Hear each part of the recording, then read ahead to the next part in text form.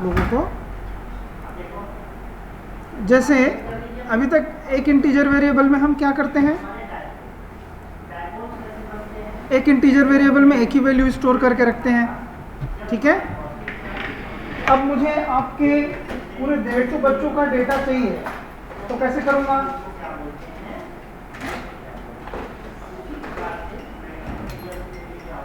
कैसे करूँगा? 150 variable declare करने पड़ेंगे, ठीक है।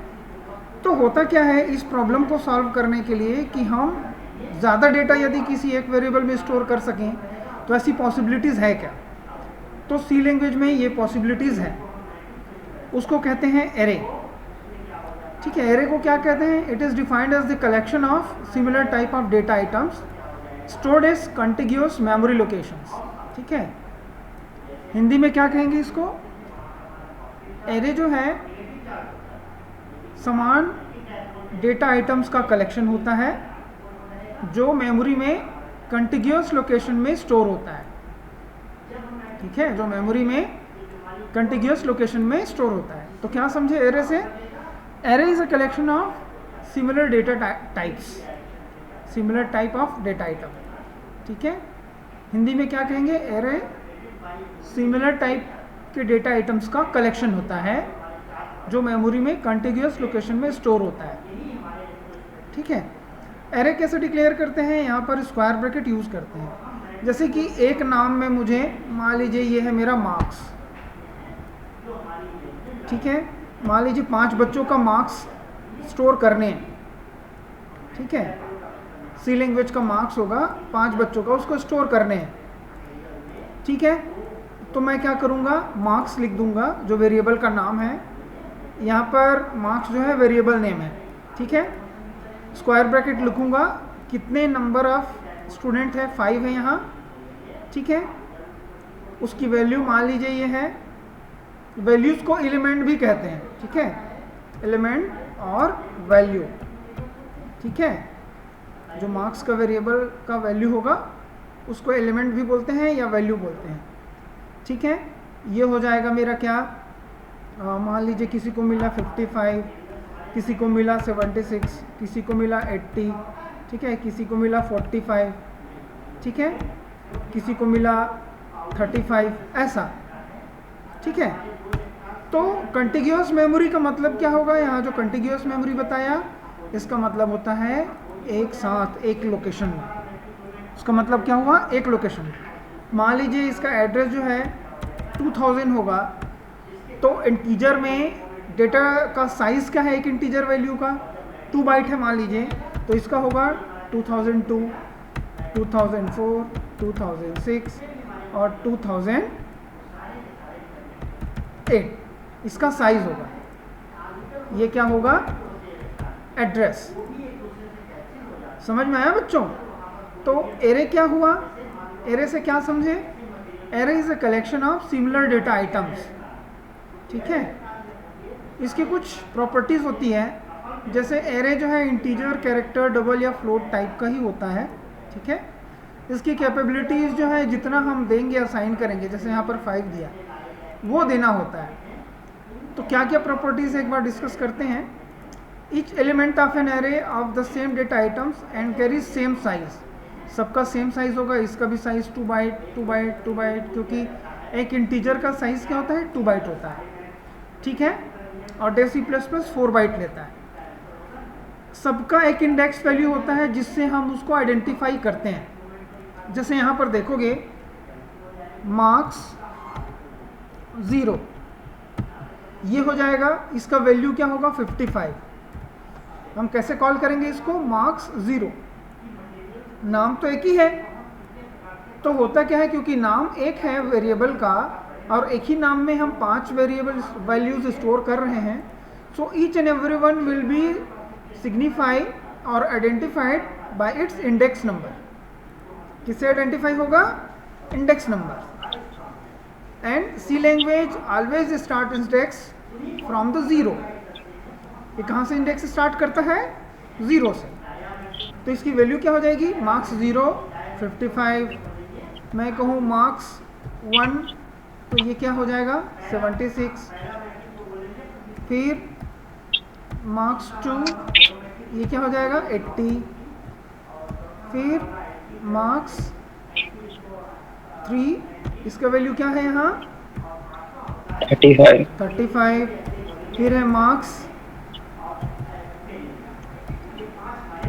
4, क्या हो जाएगा 45। तो टोटल साइज से इंडेक्स जो है लास्ट इंडेक्स एक कम होता है, क्योंकि 0 से स्टार्ट हो रहा है, इसलिए कहाँ तक जाएगा 4 तक जाएगा। समझ आया, कहाँ तक जाएगा 4 तक जाएगा।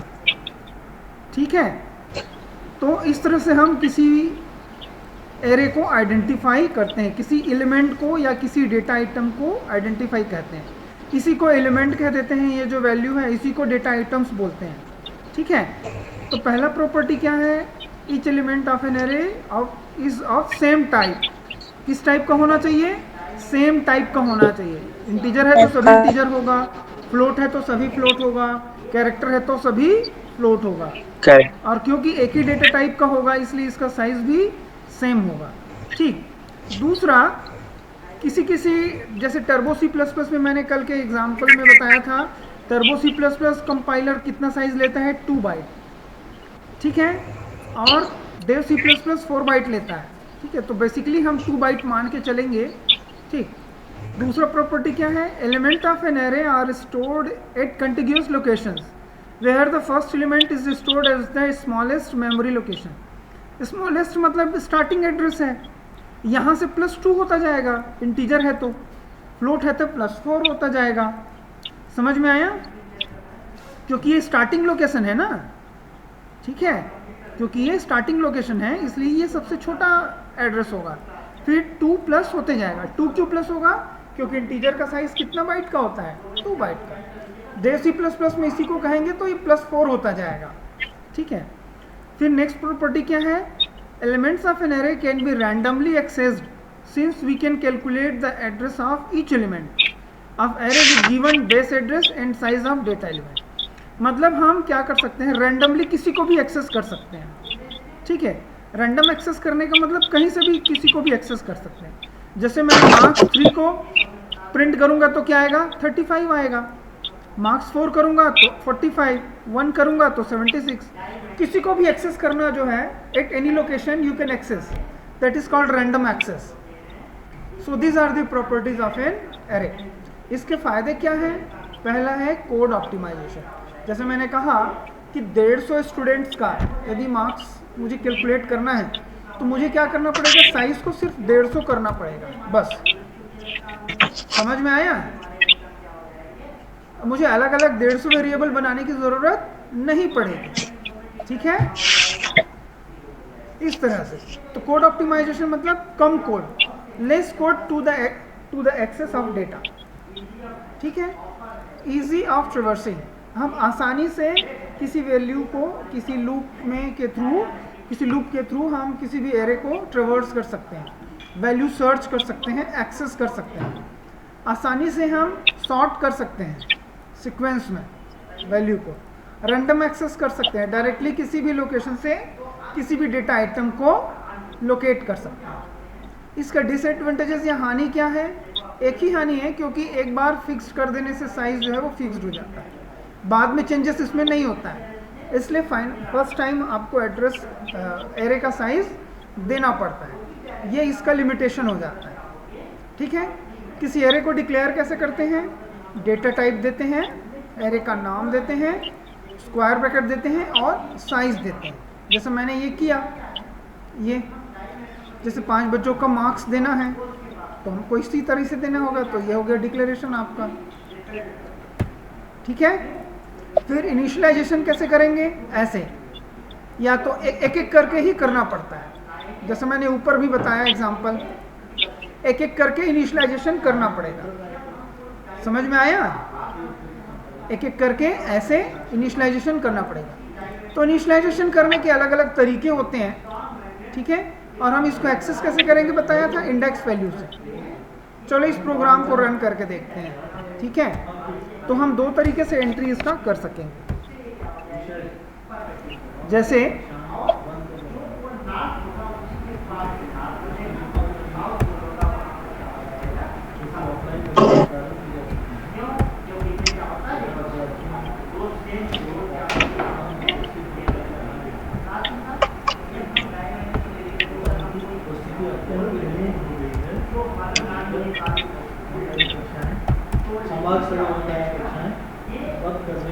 यहाँ पर एरे डिक्लेयर करेंगे, दे दिए मार्क्स, साइज दे दिए 5, 5 बच्चों का हमको करना है, ठीक है। फिर हम यहाँ पर दे सकते हैं अलग अलग वैल्यूज़ को। मार्क्स 0, पहले बच्चे का मार्क्स, पहला मार्क्स एक होगा, एक मिनट, कोई भी वैल्यू दे सकते हैं। मार्क्स 1,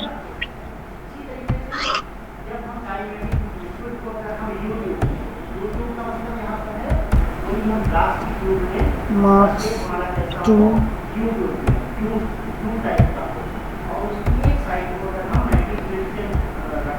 मार्क्स 3,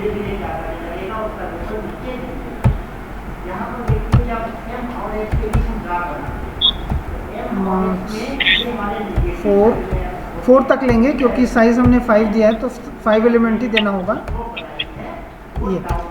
अब इसको आप चाहे एक एक करके प्रिंट करो, जैसे कि किसी एक वैल्यू को प्रिंट करना है।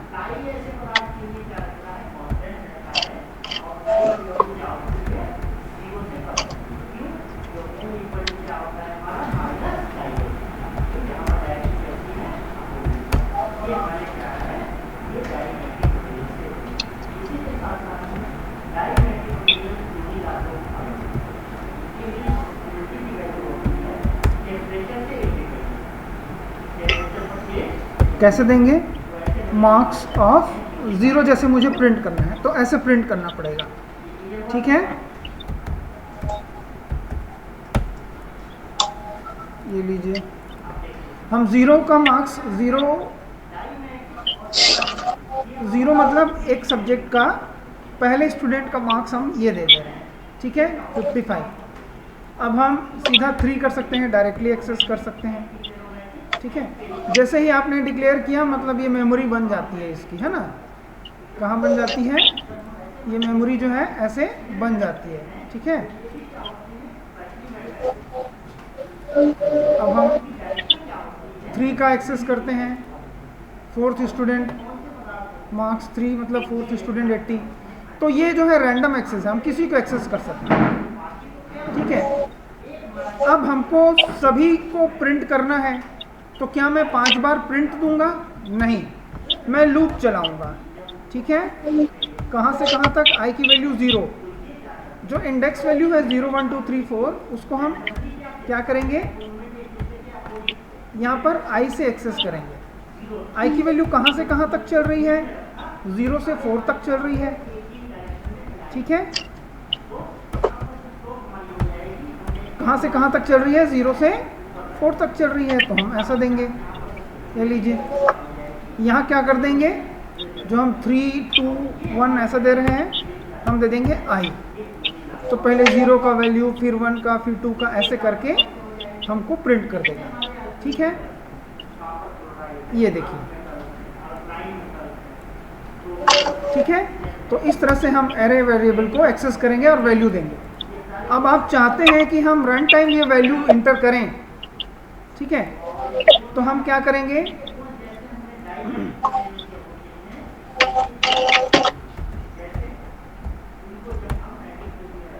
इसको हटा देंगे और हम एक फॉर लूप देंगे, ठीक है। फॉर लूप देंगे, यहाँ पर क्या देंगे, स्कैनएफ। स्कैनएफ क्या करेगा, स्कैनएफ क्या करेगा, हम एड्रेस देंगे मार्क्स का जो 0 से चलेगा, सॉरी i देंगे यहाँ पर, क्योंकि i 0 से 1 2 3 4 एक एक करके एड्रेस इंक्रीज होता जाएगा, ठीक है। क्योंकि इंडेक्स वेरिएबल के थ्रू हम एक एक एड्रेस को एक्सेस करेंगे और उसमें हम रन टाइम वैल्यू जो देंगे उसको एंटर कर देगा, स्टोर कर देगा। अब यहाँ पर मैसेज दे देते हैं, ठीक है, एंटर मार्क्स ऑफ 5 स्टूडेंट्स ठीक है, ऐसा ऐसा। तो हम इंटर करना पड़ेगा हमको, एक एक करके 5 वैल्यू रन करके देखते हैं।